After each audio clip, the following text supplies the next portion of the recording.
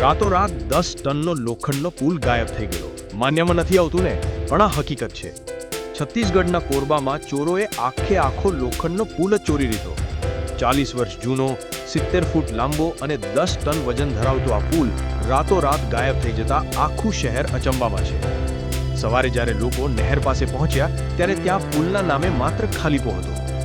Police તપાસમાં બહાર આવ્યું કે આ કોઈ નાની મોટી ચોરી નહીં, પણ 15 લોકોનું આખું નેટવર્ક હતું.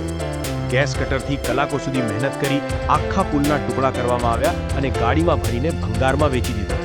પોલીસે અત્યાર સુધી લોચન કેવટ અને પિક્ચર નામના શખ્સ સહિત 5 આરોપીઓને દબોચી લીધા છે, જ્યારે મુખ્ય સૂત્રધાર મુકેશ સાહુ હજુ ફરાર છે. આ તો ઠીક, ચોરોએ હોશિયારી વાપરીને 7 ટન જેટલું લોખંડ તો નહેરની અંદર જ છુપાવી દીધું હતું, જે પોલીસે રિકવર કર્યું છે. જે પુલ પરથી વર્ષો સુધી લોકો પસાર થતા હતા, એ પુલ હવે ભંગારના ભાવે વેચાઈ ગયો.